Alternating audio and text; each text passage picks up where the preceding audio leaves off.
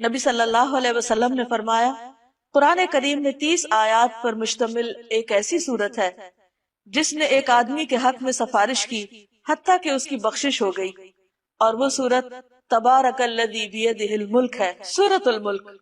بسم اللہ الرحمن الرحیم، شروع اللہ کے نام سے جو بے انتہا مہربان نہایت رحم فرمانے والا ہے۔ تبارک الذی بیدہ الملک وہو علی کل شیء قدیر، نہایت بزرگ و برتر ہے، بہت بابرکت ہے وہ جس کے ہاتھ میں کائنات کی سلطنت ہے، ہر چیز کا مالک، ہر چیز کا بادشاہ، اور وہ ہر چیز پر قدرت بھی رکھتا ہے، یعنی ایسا بادشاہ نہیں کہ جو بے اختیار ہو، بلکہ وہ ہر ایک چیز کو اپنے کنٹرول میں رکھتا ہے، کوئی چیز اس کے اذن کے بغیر ادھر سے ادھر نہیں ہو سکتی۔ اور اس کے ساتھ ساتھ اتنا اختیار، اتنی پاور، اتنا کنٹرول رکھنے کے ساتھ ساتھ بابرکت بھی ہے، یعنی اس کی ذات سے خیر ہی خیر وابستہ ہے، اس کی رحمتوں، برکتوں، بھلائیوں کی کوئی انتہائی نہیں، کیونکہ برکت میں بڑھوتری کا معنی پایا جاتا ہے، یعنی جتنی بھی خیر بھلائی ہے وہ اس کا فیضان جو ہے وہ ہمیشہ ہمیشہ کے لیے جاری ہے۔ الذی خلق الموت والحیات لیبلوکم ایکم احسن عملا، وہ جس نے موت اور زندگی کو بنایا تاکہ تمہیں آزما کر دیکھے، تمہارا امتحان لے۔ کس بات کا امتحان؟ ایکم احسن عملا، کہ تم میں احسن عمل کون کرتا ہے۔ اللہ سبحانہ وتعالی نے یہ دنیا بنائی اور اس میں ہمیں بھیجا، اور بھیجنے کے بعد ہماری زندگی موت کا مقصد ہمیں بتا دیا کہ میں نے اس لیے یہ سب کچھ سلسلہ بنایا ہے کہ انسان سے یہ دیکھا جائے کہ وہ اپنی زندگی کا استعمال کیسے کرتا ہے، وہ یہاں دنیا میں کس طرح رہتا ہے، اپنی خواہش کے مطابق یا اللہ کی مرضی کے مطابق، وہ اللہ تعالیٰ کے احکامات کتنے مانتا ہے اور دنیا والوں سے کتنا ڈرتا ہے۔ تو ہم میں سے ہر شخص کی یہ آزمائش ہو رہی ہے۔ اللہ تعالیٰ نے اس کائنات میں ایک بہت ہی بہترین جگہ، پرفیکٹ جنت کی شکل میں بنائی، وہ اتنی خوبصورت ہے کہ جس کی کوئی مثال دنیا میں ہے ہی نہیں، کوئی اس کا تصور ہی نہیں کر سکتا۔ اس جنت میں بسانے کے لیے اللہ تعالیٰ اس دنیا سے انسانوں کا انتخاب کر رہا ہے، امتحان میں ڈالنے کے بعد، ٹیسٹ کرنے کے بعد، کھنگالنے کے بعد یہاں سے وہ بہترین انسانوں کو چنے گا اور وہاں بسائے گا۔ اس کے لیے کوئی کسی کے کام نہیں آئے گا، جیسے کسی دوسرے کی نیکیاں اس سے کوئی اور فائدہ نہیں اٹھائے گا، جو کرے گا وہی پائے گا، جو بوئے گا وہی کاٹے گا۔ اب یہ ہم پہ ڈیپینڈ کرتا ہے کہ ہم اس جنت میں جانے کے لیے کس قسم کے کام کرتے ہیں، کتنی محنت کرتے ہیں۔ نبی صلی اللہ علیہ وسلم نے ایک جگہ پر فرمایا کہ خبردار، اللہ کا سودا بڑا مہنگا ہے اور اللہ کا سودا جنت ہے، یعنی اگر تم اللہ سے تجارت کرنا چاہتے ہو اور اس کی جنت چاہتے ہو تو پھر اس کے لیے قربانیاں کرنی پڑے گی، وہ مفت میں نہیں ملے گی، اس کے لیے محنت کرنی ہوگی۔ اور وہ محنت کیا ہے؟ احسن عمل، بہترین کام۔ بہترین کام وہ نہیں ہوتے کہ انسان جن کو خود بہترین سمجھے، یعنی اس کی اپنی عقل کہے کہ یہ بہت اچھا یہ کر لیتے ہیں۔ مثلا اگر کسی کا دل کسی خاص کپڑا پہننے کو کر رہا ہے تو وہ کہے کہ یہ سب سے اچھا کام ہے کیونکہ میرا دل یہ چاہ رہا ہے کہ میں یہ پہنوں، تو ضروری نہیں کہ وہ اللہ تعالیٰ کو بھی پسند ہو۔ اسی طرح اگر کسی انسان کو کوئی ایسی چیز کھانے کو دل چاہ رہا ہے اور اس کی بہت زیادہ اس میں خواہش ہے تو ضروری نہیں کہ وہ اللہ سبحانہ تعالیٰ کو پسند بھی ہو سکتا ہے اللہ نے اس کو حرام کر رکھا ہو۔ اسی طرح اگر کسی کے دل میں کچھ باتیں ہیں اور وہ ان کو بولنا چاہتا ہے، کرنا چاہتا ہے، تو اس کو سوچنا پڑے گا کہ جو کچھ میں کہہ رہا ہوں یہ اللہ کو بھی پسند ہے یا نہیں۔ اسی طرح انسان اپنی مرضی سے کچھ سوچنا چاہتا ہے، کچھ اپنے دل دماغ میں اس کے خیالات ہیں اور وہ ان کو بہت انجوائے کرتا ہے، لیکن ضروری نہیں کہ وہ خیالات اللہ تعالیٰ کو بھی پسند ہوں۔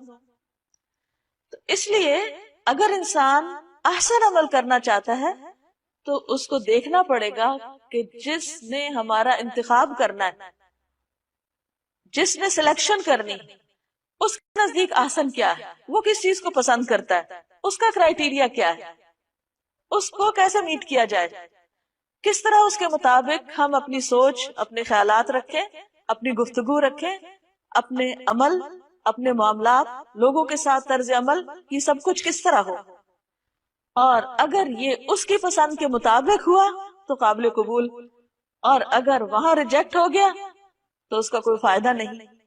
تو فرمایا اس نے موت اور زندگی کو بنایا تاکہ تمہارا امتحان لے۔ ہر شخص امتحان میں ہے، اللہ تعالیٰ اچھے یا برے ہر طرح کے حالات سے بھی انسان کو آزما رہا ہے کہ ان حالات میں انسان کرتا کیا ہے۔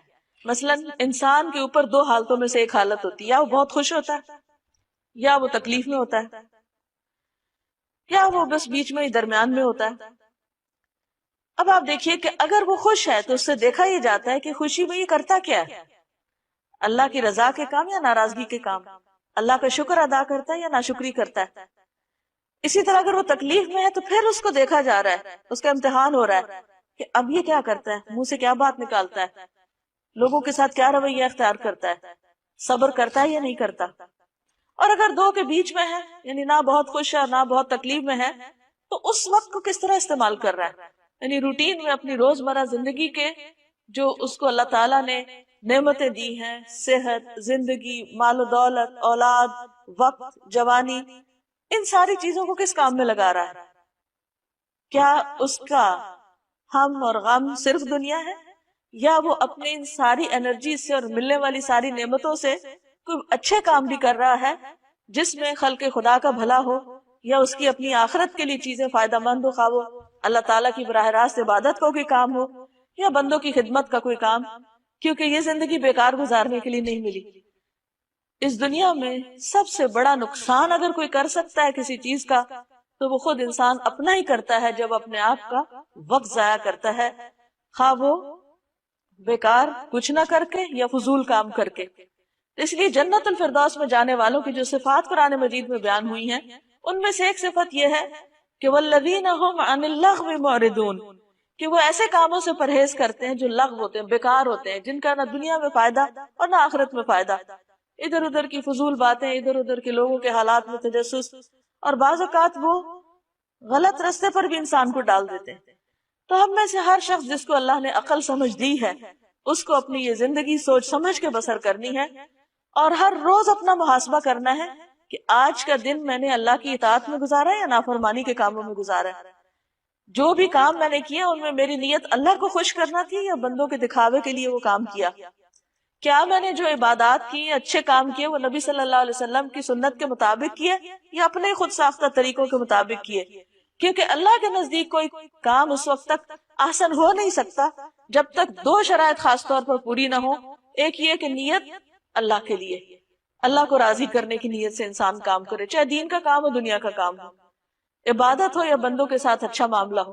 اور دوسرا یہ کہ خاص طور پر عبادات میں وہ عبادت نبی صلی اللہ علیہ وسلم کے طریقے کے مطابق ہو، خود ساختہ طریقوں کے مطابق نہ ہو، کیونکہ وہ وہاں قبول نہیں ہوں گے، ورنہ تو اللہ کے رسول صلی اللہ علیہ وسلم کے آنے کا مقصد ہی فوت ہو جاتا ہے۔ اللہ تعالیٰ نے ان کو ہمارے لیے ایک نمونہ بنا کے بھیجا کہ جیسے یہ کرتے ہیں ویسے ہی تم بھی کرو، وَإِن تُطِيعُوهُ تَهْتَدُوا، اگر تم اس کی اطاعت کرو گے تو ہدایت پاؤ گے، وَهُوَ الْعَزِيزُ الْغَفُورُ، اور وہ زبردست ہے، بخشنے والا ہے، یعنی اگر تم نے نافرمانی کی تو کہیں بھاگ کے نہیں جا سکتے، وہ ہر چیز پر غالب ہے، پکڑ لے گا تم کو، اور اگر تم سے غلطی ہو گئی، معافی مانگو گے، اس کی طرف پلٹ آؤ گے تو بخشنے والا ہے، مہربان بھی ہے۔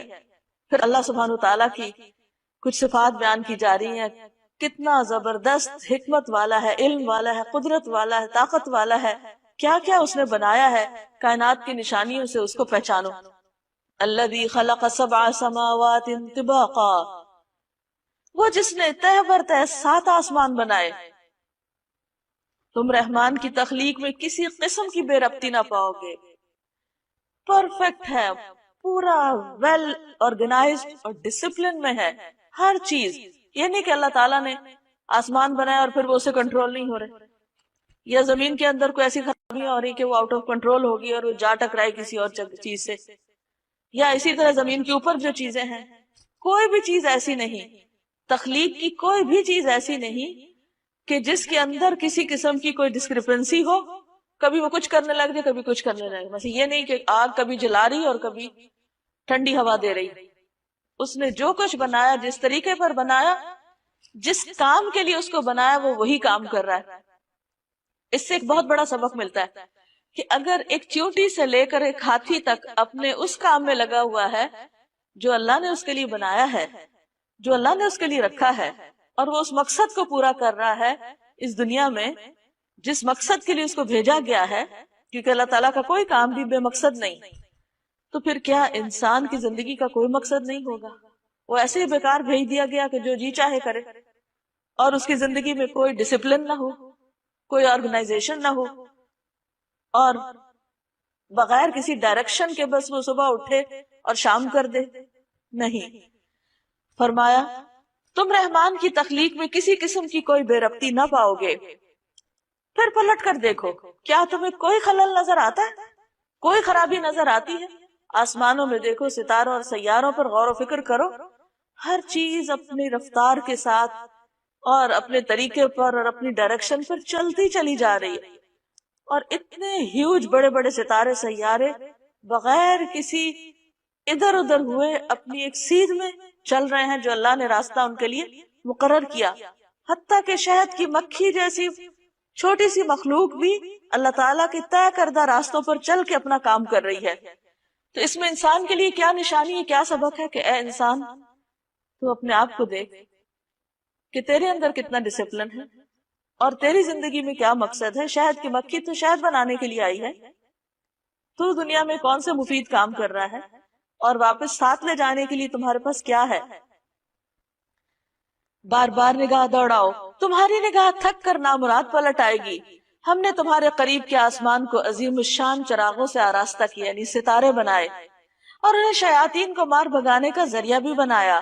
ان شیطانوں کے لیے بھڑکتی ہوئی آگ ہم نے مہیا کر رکھی ہے. جن لوگوں نے اپنے رب سے کفر کیا ہے، اپنے رب کو نہیں مانتے، ان کے لیے جہنم کا عذاب ہے، اور وہ بہت ہی برا ٹھکانہ ہے. جب وہ اس میں پھینکے جائیں گے تو اس کے دھاڑنے کی ہولناک آواز سنیں گے، اور وہ جوش کھا رہی ہوگی، شدت غضب سے پھٹی جا رہی ہوگی. ہر بار جب کوئی انبوہ اس میں ڈالا جائے گا، اس کے کارندے ان لوگوں سے پوچھیں گے، کیا تمہارے پاس کوئی خبردار کرنے والا نہیں آیا تھا؟ وہ جواب دیں گے، ہاں، خبردار کرنے والا ہمارے پاس آیا تھا، مگر ہم نے اسے جھٹلا دیا اور کہا اللہ نے کچھ بھی نازل نہیں کیا، یہ تم لوگ خود ہی اپنے پاس سے باتیں بنا رہے ہو. ان انتم الا فی ضلال کبیر، تم بڑی گمراہی میں پڑے ہوئے ہو. یعنی ہدایت کے رستے کی طرف بلانے والے پیغمبر ہوں یا ان کے بعد دوسرے لوگ ہوں، انہوں نے انہی کو غلط ثابت کر دیا اپنے تئیں. وقالوا لو كنا نسمع او نعقل ما كنا في اصحاب السعیر، اور وہ کہیں گے کاش ہم سنتے یا سمجھتے تو آج اس بھڑکتی ہوئی آگ کے سزاواروں میں شامل نہ ہوتے. یعنی اس دن ان کو جو ریگریٹس ہوں گے، جو ندامت اور حسرت ہوگی، وہ کس بات پر؟ کاش ہم حق کی بات سن تو لیتے، ہم نے تو سننے سے انکار کر دیا. تو جو شخص آج نہیں سنتا خیر کی، حق کی بات، وہ کل قیامت کے دن سخت پچھتائے گا. اور پھر یہ کہ صرف ایسا نہیں سننا کہ بغیر سمجھے اس کو سن لیا جائے، ساتھ ہی کہا او ناقل، یعنی عقل کا استعمال ضروری ہے. آنکھیں بند کر کے انسان کسی کے پیچھے نہ چلے، اس طرح وہ اپنے قصور کا خود اعتراف کر لیں گے. لعنت ہے ان دوزخیوں پر. ان الذین یخشون ربهم بالغیب لهم مغفرۃ واجر کبیر، جو لوگ بن دیکھے اپنے رب سے ڈرتے ہیں، یقیناً ان کے لیے مغفرت ہے اور بڑا اجر ہے. تم خواہ چپکے سے بات کرو یا اونچی آواز سے، اللہ کے لیے یکساں ہے، وہ تو دلوں کا حال تک جانتا ہے. کیا وہی نہ جانے گا جس نے پیدا کیا، حالانکہ وہ باریک بین اور باخبر ہے. وہی تو ہے جس نے تمہارے لیے زمین کو تابع کیا، چلو اس کے سینے پر اور کھاؤ خدا کا رزق، یعنی اللہ کا رزق کھاؤ. اسی کے حضور تمہیں دوبارہ زندہ ہو کر جانا ہے. یعنی اللہ کی نعمتیں استعمال کرو لیکن اللہ کو نہ بھولو. یعنی اللہ تعالیٰ نے زمین پہ یہ سب کچھ اس لیے نہیں پیدا کیا کہ انسان اس کو استعمال نہ کرے، لیکن جس چیز سے منع کیا وہ یہ کہ اللہ کا کھا کے اللہ کا وفادار بنے، اس کا شکر گزار بنے. اسی کے حضور تمہیں دوبارہ زندہ ہو کر جانا ہے. کیا تم اس سے بے خوف ہو کہ وہ جو آسمان میں ہے تمہیں زمین میں دھسا دے؟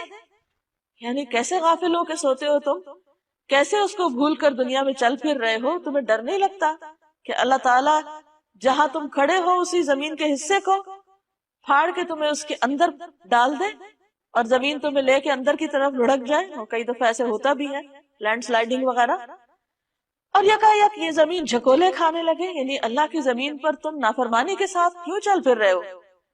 کیا تم اس سے بے خوف ہو کہ وہ جو آسمان میں ہے تم پر پتھراؤ کرنے والی ہوا بھیج دے؟ پھر تمہیں معلوم ہو جائے گا کہ میری تنبیہ کیسی ہوتی ہے۔ ان سے پہلے گزرے ہوئے لوگ جھٹلا چکے ہیں، پھر دیکھ لو کہ میری گرفت کیسی سخت تھی۔ کیا یہ لوگ اپنے اوپر اڑنے والے پرندوں کو پر پھیلائے اور سکیڑتے نہیں دیکھتے؟ یعنی اللہ کی نشانیاں تو بے شمار ہیں، یعنی ایک پرندے کا ہوا میں اڑنا ایک میریکل سے کم نہیں، لیکن تم غور ہی نہیں کرتے، اس کو فار گرانٹیڈ لیتے کہ بس ہاں ٹھیک ہے اللہ نے بنا دی، اڑ رہے ہیں وہ۔ اس میں بہت بڑا سبق ہے تمہارے لیے، انہیں غور سے دیکھو، شعوری طور پر دیکھو۔ رحمان کے سوا کوئی نہیں جو انہیں تھامے ہوئے ہو، یعنی جو ایک پرندہ بھی اڑ رہا ہے تو اللہ کی حفاظت میں اڑ رہا ہے۔ اللہ نے اس کو ایسا جسم دیا، ایسی ہڈیاں دی کھوکھلی، ایسے پر دیے، اس شیپ کا بنایا کہ وہ اڑ سکے۔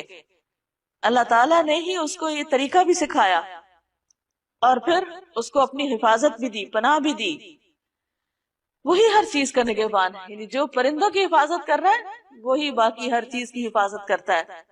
بتاؤ آخر وہ کون سا لشکر تمہارے پاس ہے جو رحمان کے مقابلے میں تمہاری مدد کر سکتا ہو؟ حقیقت یہ ہے کہ یہ منکرین دھوکے میں پڑے ہوئے ہیں۔ یا پھر بتاؤ کون ہے جو تمہیں رزق دے سکتا ہے؟ اگر رحمان اپنا رزق روک لے تو پھر اس کا رزق پا کر اس کا شکر کیوں نہیں ادا کرتے؟ دراصل یہ لوگ سرکشی اور حق سے گریز پر اڑے ہوئے ہیں۔ بھلا سوچو جو شخص منہ اندھائے چل رہا ہو، یعنی بغیر سوچے سمجھے بس ایک روٹین کی لائف گزار رہا ہو، وہ زیادہ صحیح راہ پانے والا ہے، یا وہ جو سر اٹھائے سیدھا ایک ہموار سڑک پر چل رہا ہو، یعنی اپنا راستہ خود اپنی آنکھوں سے دیکھ کر اسٹریٹ پاتھ پر ہو؟ ان سے کہو اللہ ہی ہے جس نے تمہیں پیدا کیا، تم کو سننے اور دیکھنے کی طاقتیں دی، سوچنے سمجھنے والے دل دیے، مگر تم کم ہی شکر ادا کرتے ہو۔ یعنی اللہ نے تمہیں جانوروں کی طرح پیدا نہیں کیا، عقل سمجھ دے کے کیا، لیکن تم کیا صرف جانوروں کی سطح پر زندگی بسر کرو گے کہ جس طرح وہ صرف اپنی خواہشات کی بنا پہ جیتے، کھاتے ہیں، پیتے ہیں، چلتے پھرتے ہیں اور بچے پیدا کرتے اور بات ختم؟ تم بھی ایسی زندگی بسر کرو گے؟